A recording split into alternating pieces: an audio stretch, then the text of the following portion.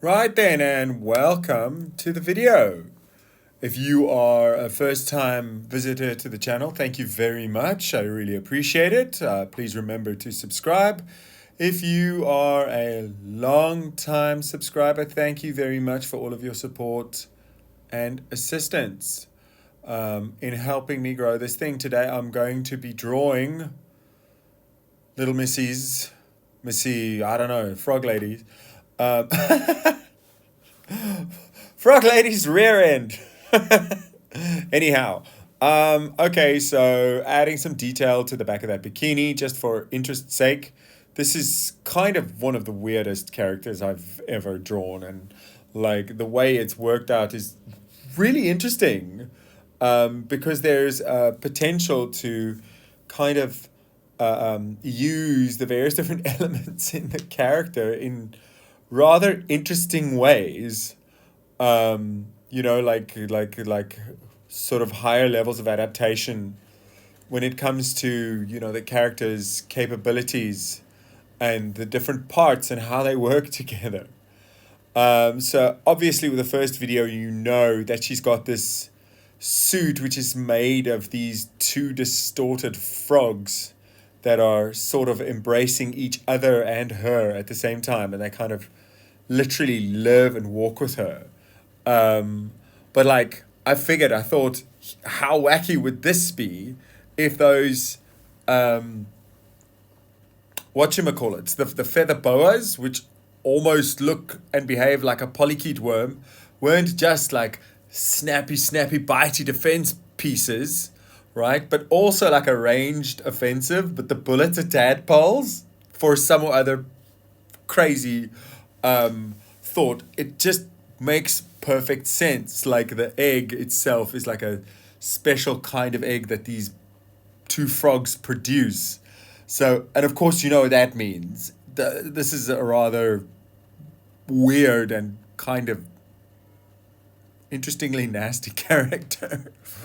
And then you could have different attributes to the tadpoles. Like some tadpoles could go pop, and some tadpoles could possibly work as little mind control parasites, where she like pops you with a little tadpole and it wriggles its way into your brain, up your nose into your brain, or something like that. Like it's kind of malicious what the power that you could have as a character. So obviously, once again, remember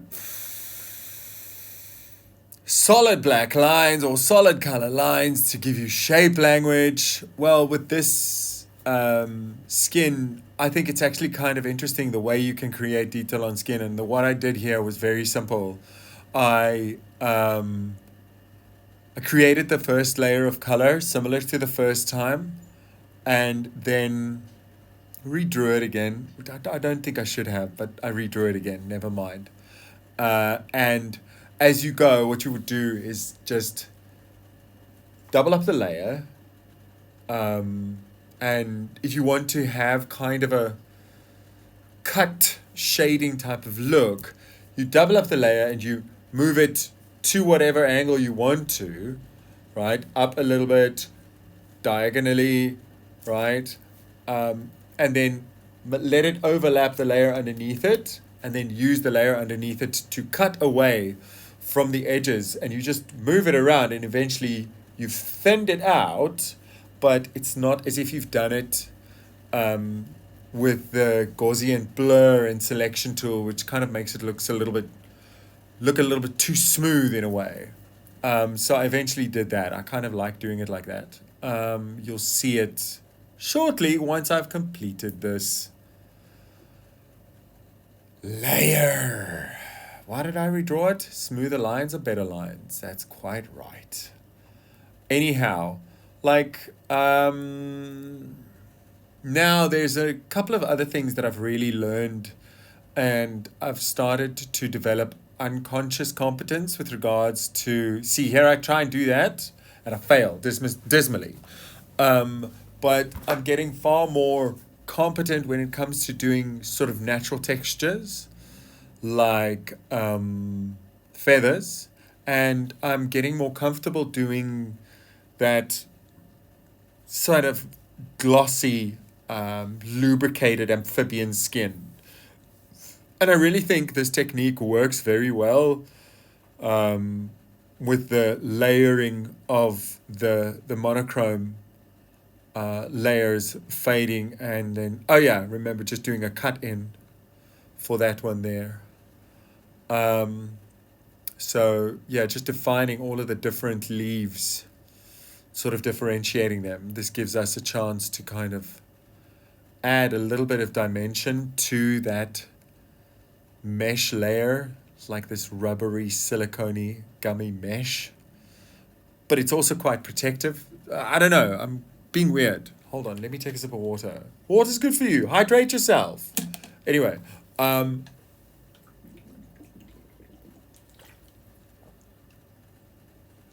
please remember to like, share, and subscribe to the video.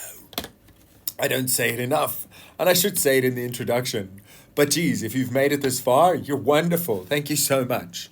Keep watching. There isn't much of a surprise at the end other than the character reveal. So you can skip ahead if you'd like to just see what the character looks like. But I can keep talking too. So once again, those back details. Once I defined the three-dimensionality on those, I tried to do this again, right? Giving details, and I thought, no, it's not working for me. So what I then did was went in and erased away all of the areas that I think require a bit of a low light to just bring it down so I get more 3D. And then over that, we did a little splash of white to give you that almost reflective edge. And I think we're going to work in the color phase as well. And there will be a final detailing pass. However, this is only in the final sketch once I've picked the action pose that we're going to sort of make products from, because I'll be making a series of products from all of these. Very soon, Teespring Store is going to be launched. We're going to have a really nice opening range of products. There will be, I think, 1,200 designs, and they're all going to be one-off products that you can buy. So if you order one of the phone cases or a mask or a this or that, it's going to be unique. And there are a couple of different sets that we'll have.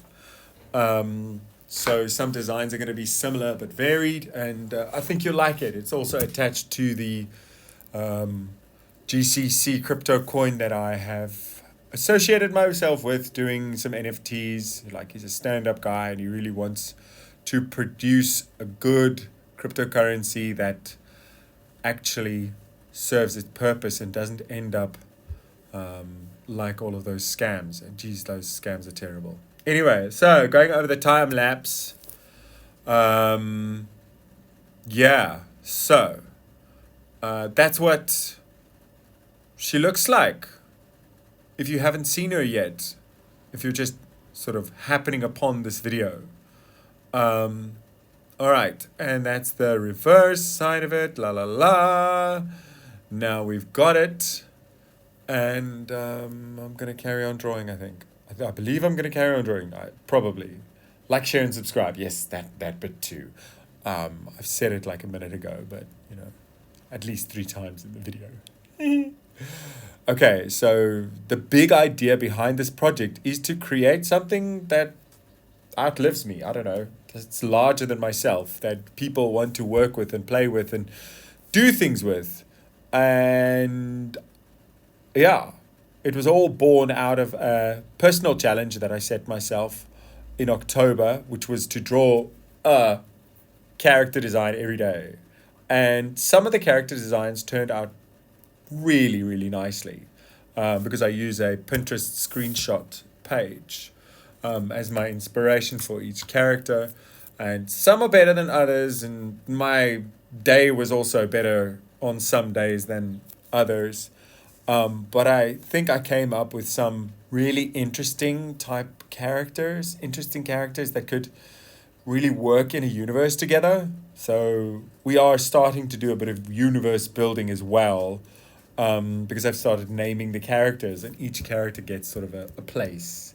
So perhaps we'll be developing architectural sketches and places for these things, these beings to be. And yeah, I'm a little sad that I didn't make the challenge male, female, male, female, male, female, because I'd have 15 of each, but now I've got 31 of the one, which just means that I'm going to have to do a whole bunch of bros to fit in and work around these. And like, yeah. Okay, so spinal cord attachment, it sort of kind of connects her with the frogs and the other components of her suit. I've decided I think I'm gonna call it's like either a glory gear, or yeah, I think glory gear is a fun idea. So that's the project. That's the project's called, named as Project Glory Gear, I guess. um, and it should be a good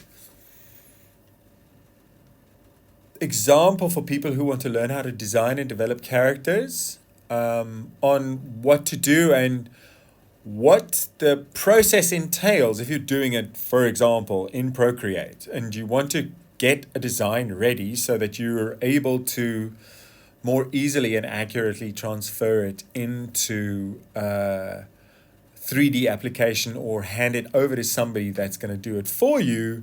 I think this is one of the steps to go. Do a front side symmetric, back side symmetric, and do all the layers so that each component has sort of got its own space, making it less challenging for the people who are rendering it, or yourself if you're the one learning how to render. Future Orky, yes, yeah, that's me. OC, maybe gonna be rendering that stuff if I get a better machine, maybe. I don't know. Ha!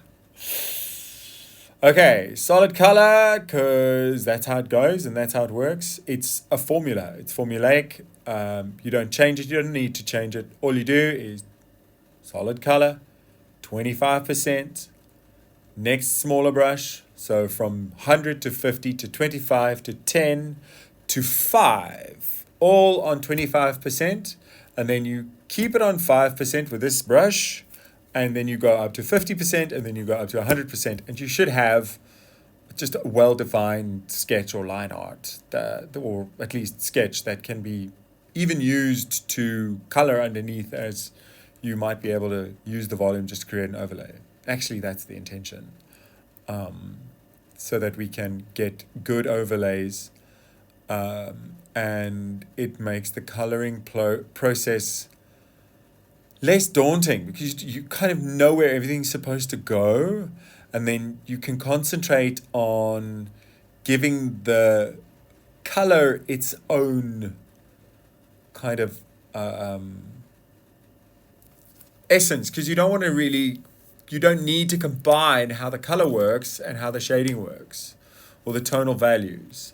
So what you can then do, for example, if you're creating something that's got skin and that's got viscera and living tissue underneath it, you can create a multi-layered skin tone that appears to be translucent, that shows or shines other colors through from underneath it, which would make it look far more alive and organic.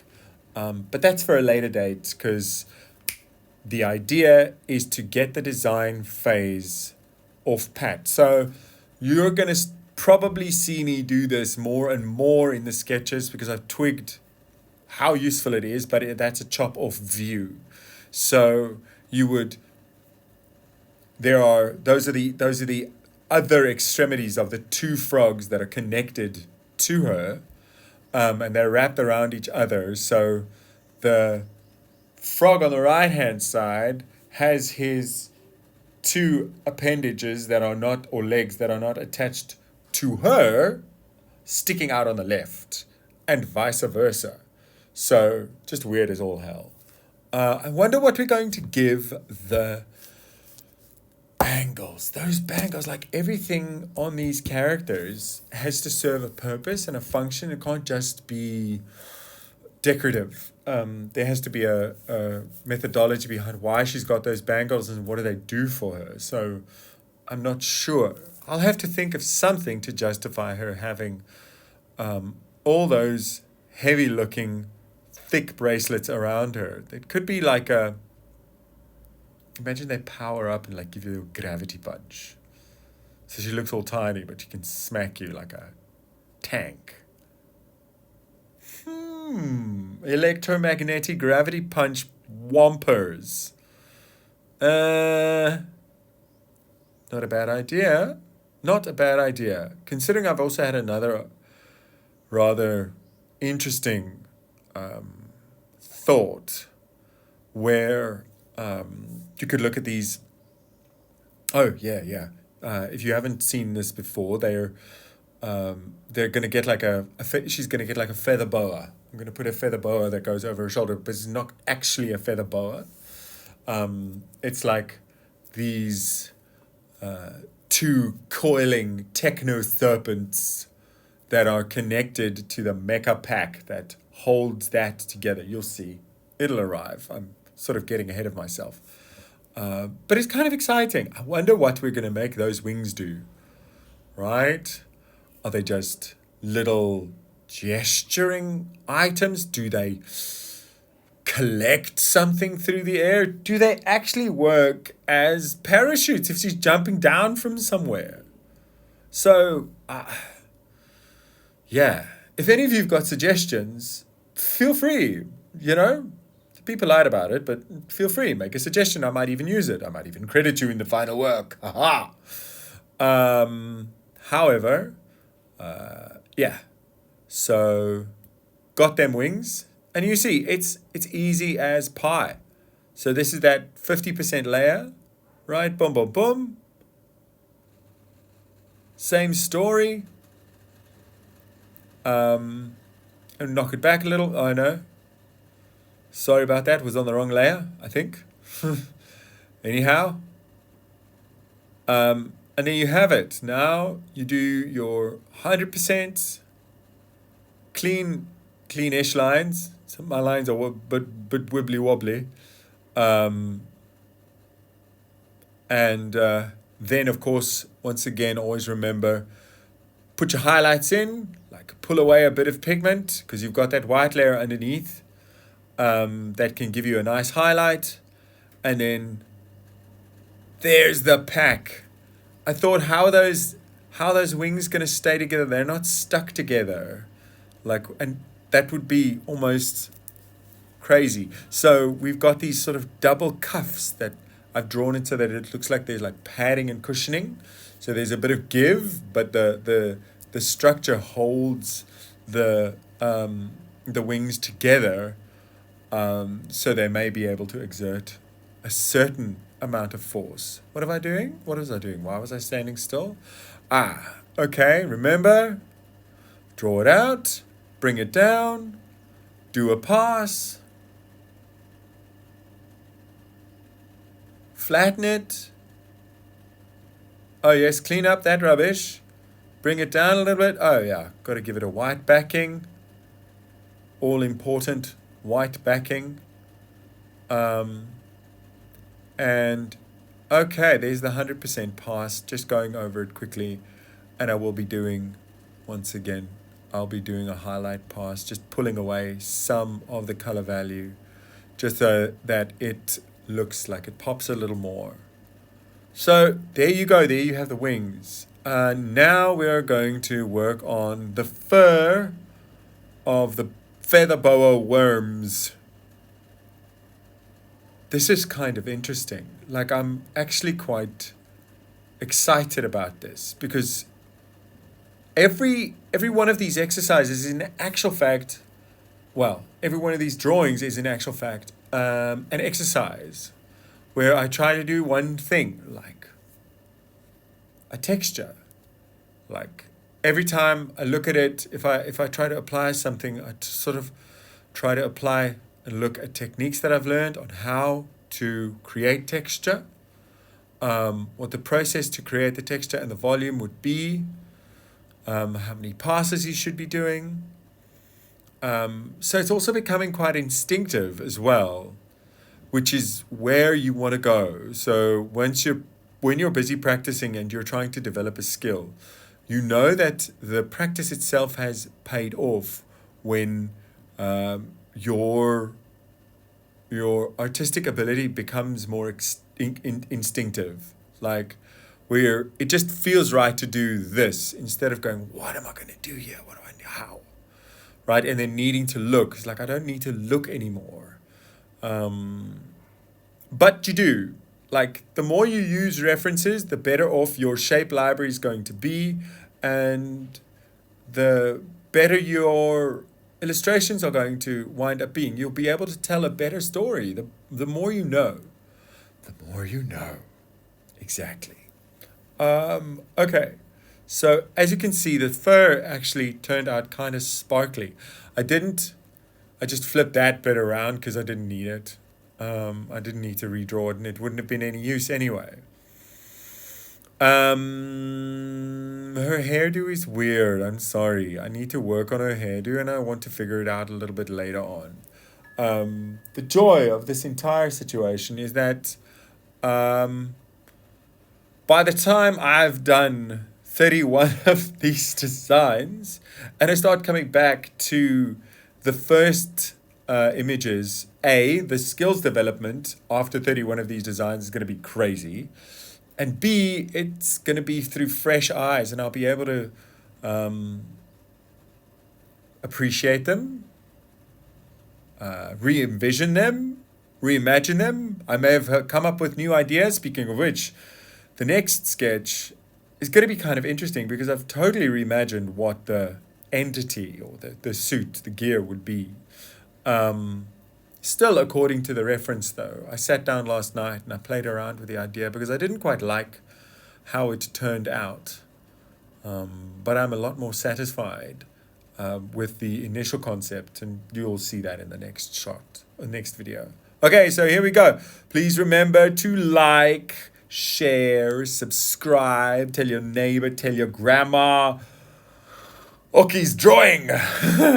And, let's make something cool out of this. I want to create my own world. I'm sick of people doing fan art. Original stuff. Let's do new things. Okay, so yeah, front and back and front and back and show off what it looks like. Yeah. That rig is really cool. It's a crazy looking idea. This was a lot of fun. I think it's one of my most unique characters. Thanks. Bye.